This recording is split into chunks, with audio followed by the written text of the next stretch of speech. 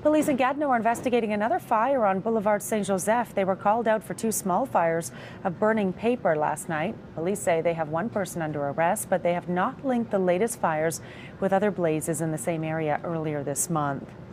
A Centertown community group wants to take down the bike barriers on Laurier Avenue. They're fed up with the segregated lanes. Reporter Melissa Lamb is live in the newsroom with more on this story. Melissa. Well, Annette, this group called Wildfires says there's never any parking for visitors and it's ruining their lives and hurting businesses on Laurier.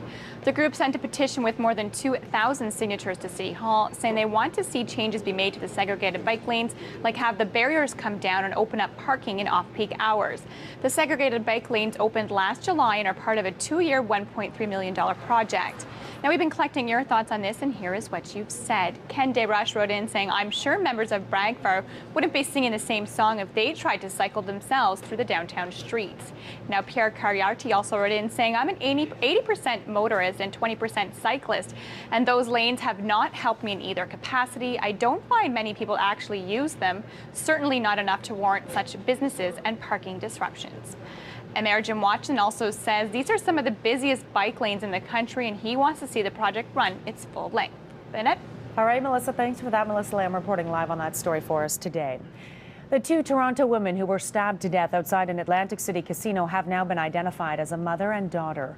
New Jersey officials say 47-year-old Alice May C. Leung was stabbed numerous times with a butcher knife. Her 80-year-old mother, Po Lin Wan, tried to intervene, but she too was stabbed and bled to death. The suspect, Antoinette Pelser, is charged with murder.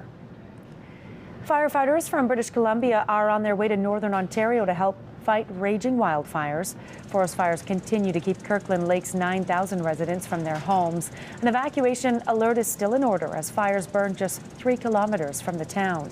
The Ministry of Natural Resources say there were 42 active fires in Ontario yesterday, covering nearly 29,000 hectares of land. More protests, more arrests. Some 400 people were handcuffed in Montreal last night as demonstration turned violent once again.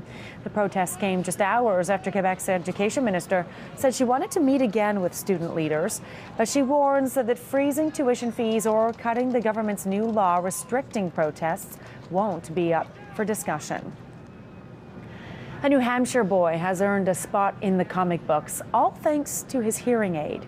4-year-old Anthony Smith was born with no right ear and only partial hearing in his left. He was fitted with a hearing aid and was making strides at school when he told his mother he didn't want to wear the hearing aid because heroes don't wear them.